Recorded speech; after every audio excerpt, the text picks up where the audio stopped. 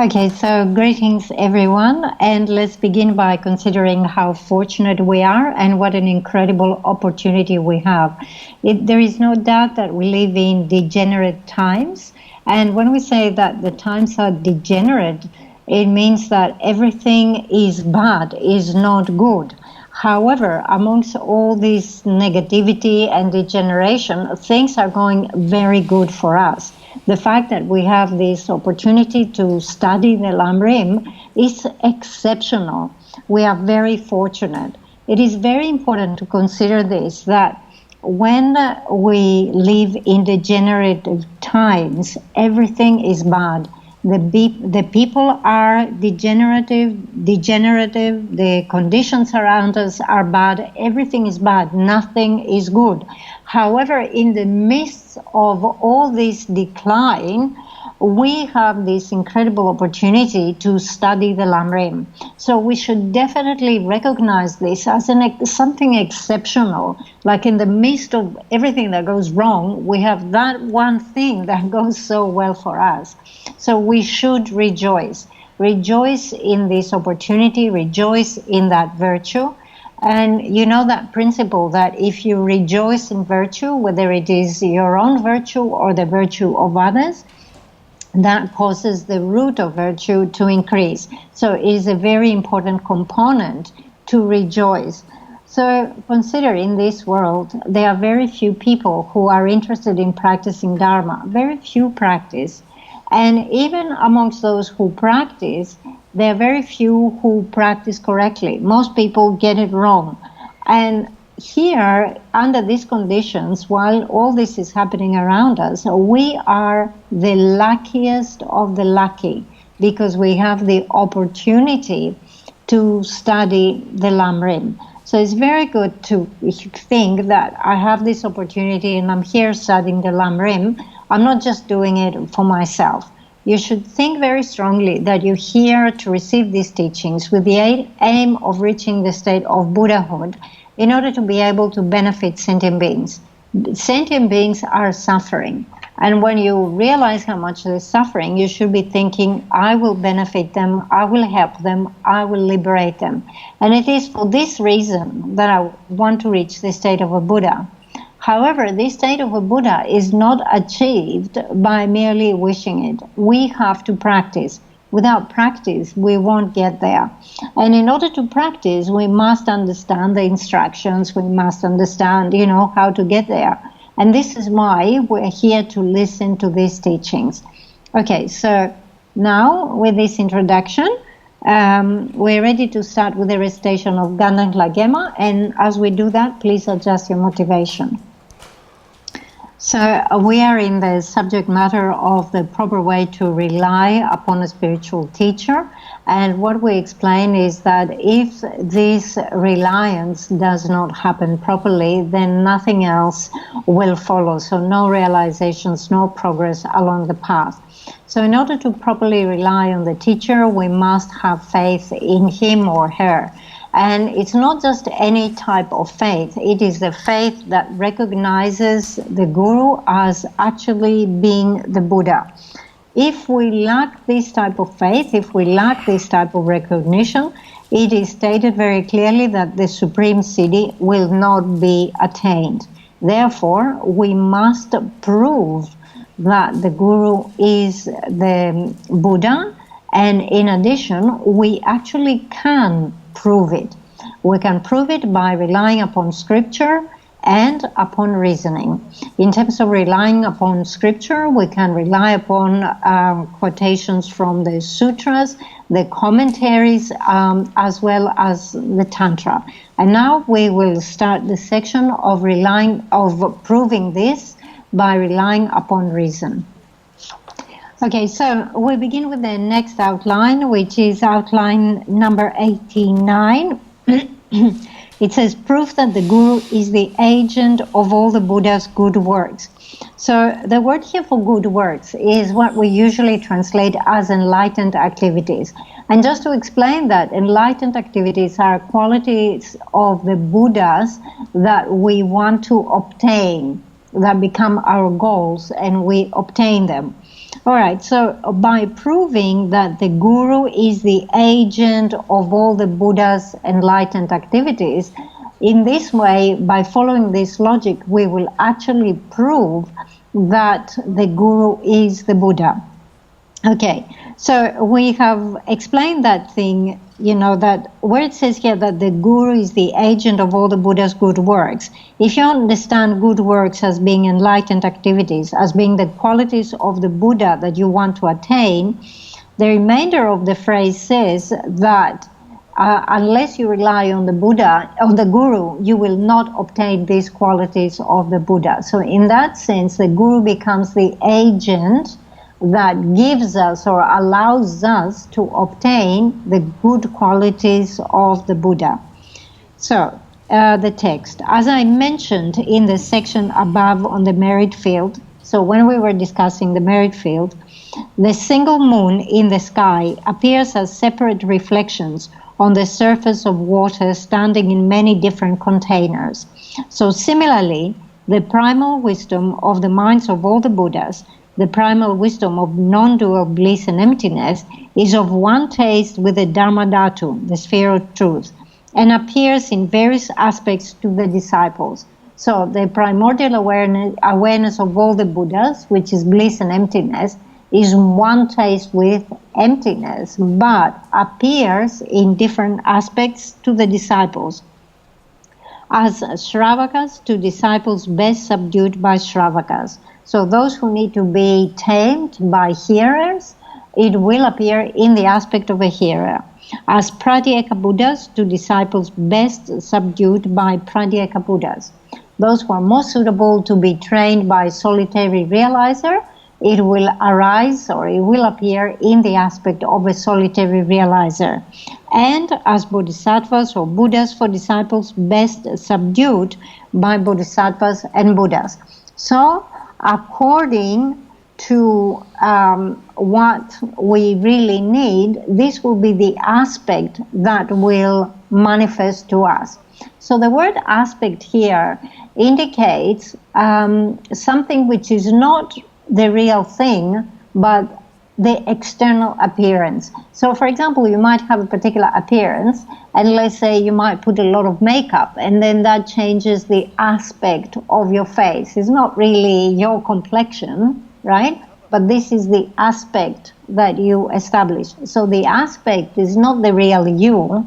It's something which is not you, but you make it appear as such. Okay.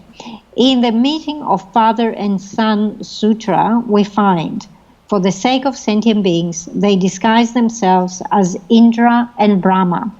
For some, they disguise themselves as demons. The worldly cannot realize this. So, according to the needs and for the sake of worldly, ordinary sentient beings, they will take different aspects. They can take the aspect of deities such as Indra and Brahma. They can even manifest as demons, as Maras, or many various different aspects. But ordinary beings actually cannot understand this. They cannot realize it. In other words, Buddhas take on various aspects as demons or Brahma for people best subdued by demons or Brahma, and even as birds or wild beasts for people best subdued by birds and beasts, etc. So we have cases of the Buddha manifesting in the body of the bird, in the aspect of the bird, and then giving teachings in that particular aspect. For those who can receive those teachings, for those who can benefit from those teachings, that would be the most appropriate aspect. They show themselves to us in accordance with our good fortune as ordinary spiritual guides. So that word here, fortune, your fortune means your share. How much is allocated to you? How much you can have? How much you can deal with? All right? So according to our karma, we have a particular karmic share. We have a particular capacity. So according to our capacity and according to what is due for us, our fortune, our share, they will appear in the most appropriate aspect. And for us, for our level of fortune, the best aspect is ordinary spiritual guides. Ordinary here means in the form of a human. They have no other means of guiding us. They might show us such aspects superior to an ordinary guru, as the Sambhogakaya and so forth, but we cannot see them. So the thing is that the Buddhas actually manifest in many aspects. They appear as the Sambhogakaya, which is the enjoyment body. They appear as the supreme emanation bodies. They appear in many magnificent aspects and forms. But these are not for us. We cannot see them. We cannot directly meet them. We cannot hear them. We cannot understand them. They're out there right now in those aspects teaching, but we don't have the fortune, as it says here. Our fortune, our lot, our share is not that to be able, at this level, to be able to communicate and perceive, let's say, the Sambhogakaya, the enjoyment body, and so forth. Okay, so the best aspect for us is the human aspect, the aspect of an ordinary being. And if they were to show themselves in inferior aspect, inferior here means inferior to the human, right? So if they were to show another aspect, inferior aspect, such as birds or beasts and so on.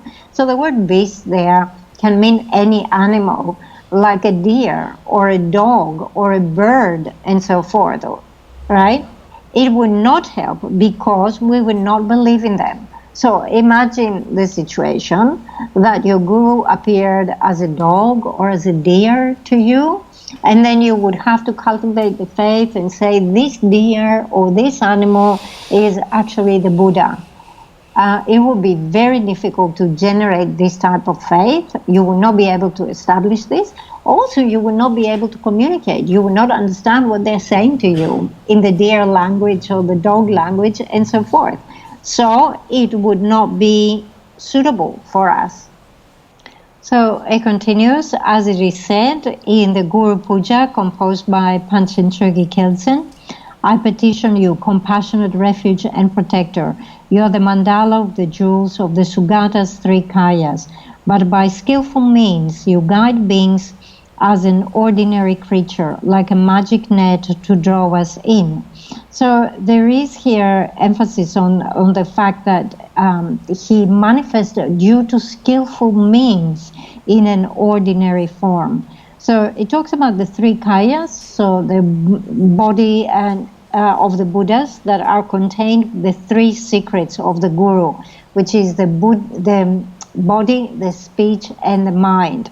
So although in reality he is a Buddha, he appears as an emanation of an ordinary being.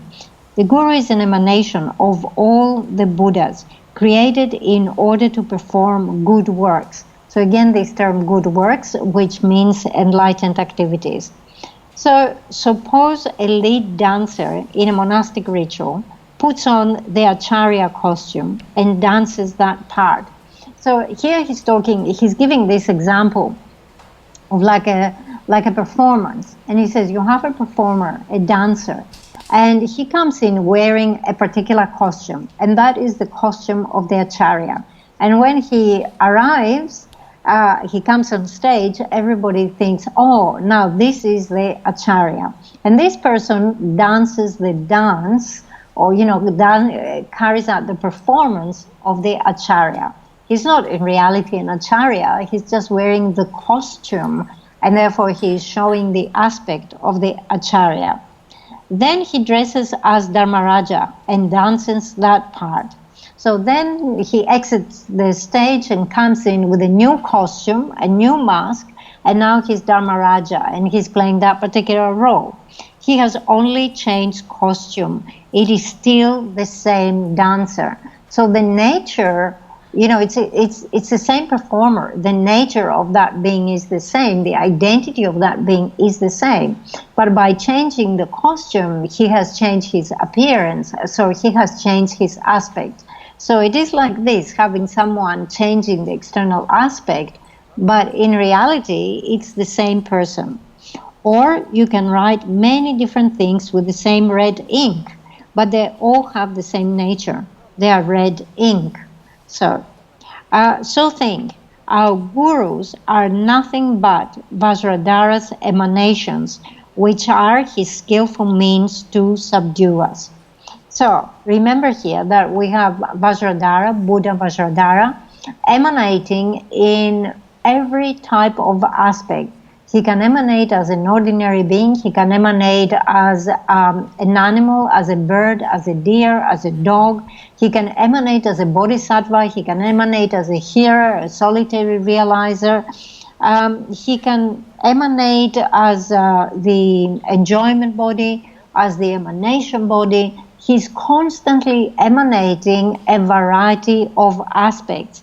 However, the aspect of all these manifestations, the aspect that is the most suitable for us is the aspect of the ordinary human, the guru who will come to teach us.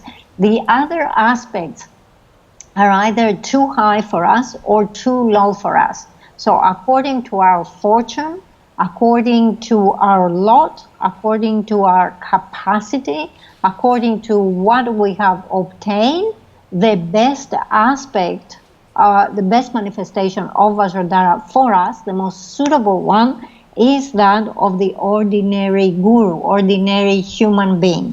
So once you understand that thing of the emanating aspects, you have to see that the emanated aspect of Vajradhara is Vajradhara, right? The aspect of Vajradhara is Vajradhara. And therefore now when Vajradhara is emanating as an ordinary being, the ordinary teacher, then that ordinary teacher is Vajradhara. Okay? So we just have to go through this reasoning and say the emanation of Vajradhara is Vajradhara.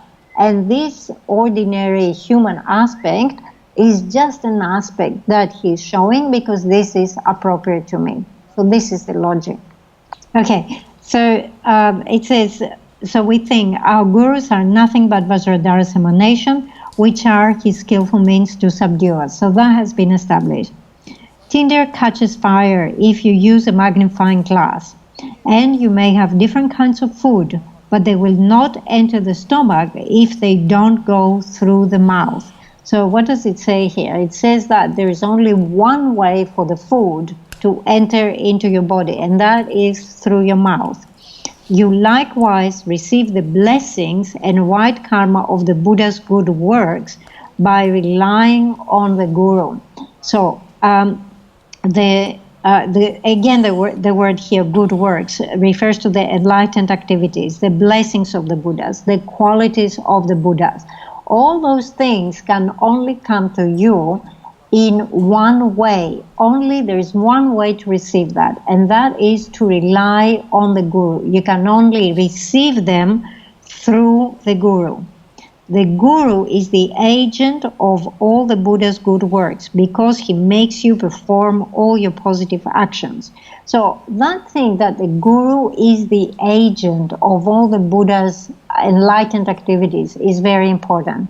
The Buddhas have limitless good qualities, limitless enlightened activities, right? How did the Buddhas develop this? They developed them by relying upon their teachers, upon a teacher, upon a guru, right?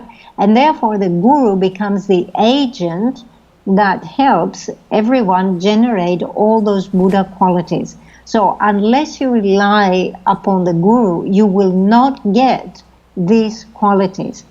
So the guru is the agent of all the Buddha's good works because he makes you perform all your positive actions. So from our side, in order to receive the blessings of all the enlightened activities of the Buddhas, definitely we have to rely upon the guru. Without doing this, we will not receive it. So having said that, now a doubt might arise. Because what we establish here is that, let's say, Buddha Vajradhara, when he wants to benefit us, he doesn't act directly. He doesn't act directly because we cannot directly perceive him. So he has to go through the guru, right? He has to go through the medium of the guru. So now one might think, okay, so the guru is just an intermediary there. The guru himself is not a Buddha, but Buddha Vajradhara relies upon him. He's the in-between man, right? Relies upon him in order to deliver all the blessings. But that is completely wrong.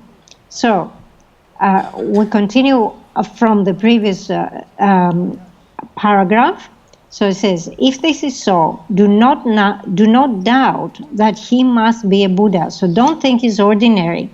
The Buddha's good works are the blessings they bestow while working for the sake of sentient beings. You must receive these blessings in dependence on the Guru. So you absolutely must rely upon the Guru.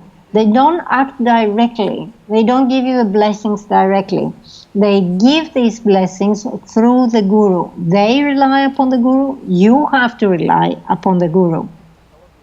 If this is necessarily so, it is impossible that the Gurus are ordinary. They have to be Buddhas. All right. So just think about that thing that Buddha Vajradhara has to rely upon the Guru in order to reach you and pass on the blessings, isn't it? So do you think that Buddha Vajradhara would rely upon an ordinary being, would require the assistance of an ordinary being in order to benefit you? Of course, the Buddhas have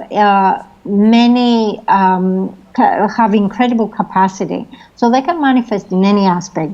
They are very skillful. They can use any means in their capacity, so they can act in many ways. But to reach us, they have to go through the Guru, and that Guru cannot be an ordinary being. So remember that point that we said that unless you see him as the Buddha, you will not obtain the Supreme Siddhi. You are not obtaining all the blessings. If you see him as merely an in-between ordinary person between you and Buddha Vajradhara, then what you receive is very small. If they were ordinary beings, then the medium for the good works of the Buddha would have to be a sentient being. If that were necessarily so, it would mean that Buddhas require the assistance of ordinary beings. There are only two possibilities here. This Guru is either going to be an ordinary being or he's going to be a Buddha. If you are doubting that he is a Buddha, then you are saying he's an ordinary being. So then that means that Buddha Vajradhara has to put all his hopes on this ordinary being to benefit other sentient beings. Do you think that the Buddhas rely upon ordinary beings in order to carry out their activities? Obviously not. Buddhas do not need such assistance. So that is very clear. When Buddhas work for the sake of sentient beings, they do not even need the help from Shravakas, Pratyeka Buddhas, or the great Bodhisattvas. So how could we talk of them being assisted by ordinary beings?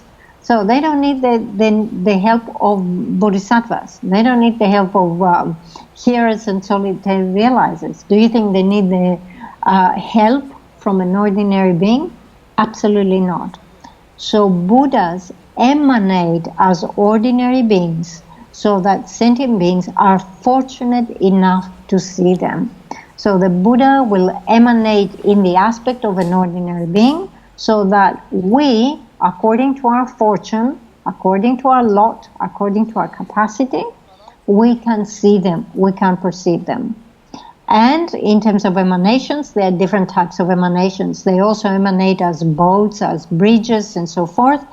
But these things appear to us merely as the work of carpenters, and we can detect nothing else about them. Awesome. So in terms of emanations, it says they also emanate as boats, bridges, and so forth. But these things appear to us merely as the work of carpenters. So let's say you have a boat or you have a bridge that is made out of wood. You don't think much about it. You just say, oh, it's a wooden bridge, the carpenter made it. You don't think much more. But we can, so it says we can detect nothing else about them, although in reality they are emanations. Then we have a quotation from Sakya Pandita. He quotes the illustration of the lens. Through the sun's rays, though the sun's rays are hot, there can be no fire without a lens. Similarly, without a guru, you cannot receive the blessings of the Buddha. So he says, the rays of the sun might be hot. They are very hot, but on their own, they do not start a fire. In order to start a fire, you must have a lens. And when you have the lens, then the lens becomes the catalyst, it becomes the medium, and through the lens, you can start a fire. The rays of the sun directly cannot start a fire. However, through the lens, they can start a fire. So similarly, without a guru, you cannot receive the blessings of the Buddha. So the blessings of the Buddha do not come directly to us. They come through the medium of the guru. And without relying on the guru, you will not get those blessings. And now Rinchen, a Kagyu Lama, quotes the same illustration. The rays of the blazing sun focus through a clear lens when nothing shadows in between will land upon the tinder. Okay, so here he's talking about certain conditions coming together. So you have the rays of the sun, you have the lens, and the lens has to be clean and clear. This says there is nothing shadows in between, so nothing obscures the lens. And when those things come together, when they coincide, then the rays of the blazing sun will fall upon the tinder, and then it will begin to burn. So disciples receive the Buddha's good works in dependence on the guru. It means they come through the guru. They cannot reach us directly. They have to come through the guru. If the guru were not a Buddha, the Buddhas would not require his assistance. So this is actually the proof. This is the logical reasoning that we follow. If the guru was not a Buddha, the Buddha would not rely upon him. The Buddhas rely upon the gurus. The Buddhas would not rely upon ordinary beings. And if the Buddhas are relying upon the guru, then the guru must be the Buddha. So it says, just as the rich do not need help from the beggars. You have a millionaire. If they want to eat some food, or if they want to buy something, get something, they're not going to ask the assistance of the beggar. They will not rely upon the beggar. So it's like this. The Buddhas rely upon the gurus, and the gurus are Buddhas. So you must think this over. Gurus and Buddhas are one and the same. The reason being that Buddhas would otherwise be dependent on gurus. They only depend upon them because they are Buddhas themselves. So this is the reasoning. So very important section, and very important to understand really the words of this outline. The outline number 89 says, the guru is the agent of all the Buddha's good works. So very crucial to understand the word good works. It's not really good works. It's, I mean, in a sense you can say it's good works, but it's what we usually translate as enlightened activities. And what that really refers to is all the power, all the capacity, all the good qualities of the Buddha. So basically what it says here is that the guru is the agent of all the Buddha's good qualities. What is the word agent here? What does it mean for someone to be the agent? The agent is the one who creates, who makes it, who gives it, right? So for example, we talk about the God creator, the creator of the world. Someone, you know, according to different philosophical views and religious views, someone has created the world. So some say it is Indra, some say it is Brahma, some say it is the God who have created the world, right? So you understand this word, the meaning of the word agent. The agent is the one who makes it, who creates it. So basically we say, you know all these qualities of the Buddha? Who has created those things? It is the Guru who has created them. So the Guru is the agent or the creator or the one who is giving, who is bestowing all the qualities of the Buddha. All right? So if the Guru is the agent of these good qualities, could he be anything other than a Buddha himself? He couldn't. Okay, the other thing is that we say, if you look at it from your perspective, you say, I am receiving the blessings of the Buddha. I am receiving the good qualities of the Buddha. So there is Buddha Vajradhara, and he has all these good qualities. How are you going to receive those things from Guru Vajradhara? He's not giving it directly to you. He's giving them through the Guru. You have to rely upon the Guru. The Buddha Vajradhara also has to go through the Guru, has to rely upon the Guru. Do you think that Buddha Vajradhara would actually rely upon someone who has realizations that are lower than himself? He would only require the assistance of someone who has equal realizations with him. So if Buddha Vajradhara is relying upon the Guru must be same level with Buddha Vajradhara. If he's same level with Vajradhara, he is a Buddha himself, right?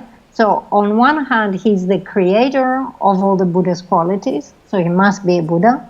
On the other hand, the Buddhas rely upon him in order to pass on all these blessings to us.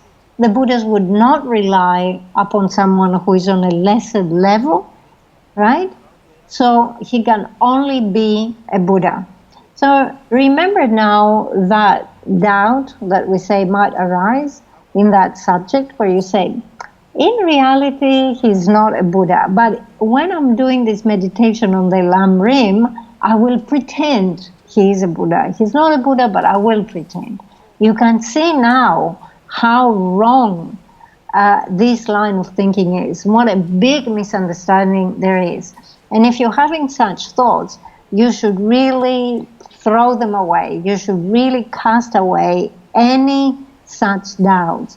We're establishing here through quotations and through logic that the Guru is indeed the Buddha. Okay, we have to go through that reasoning. It is a very good reasoning here once you understand that the Guru is the agent of all the good qualities, all the power of the Buddha. And the prime example that is given here is the example of the lens, the magnifying lens, the rays of the sun go through the lens. Okay, it is a good example, but you have to understand with examples, even if we find similarity in one aspect, in one area, then we can use this example. So that doesn't necessarily mean that this example it covers the similarity in every aspect, all right?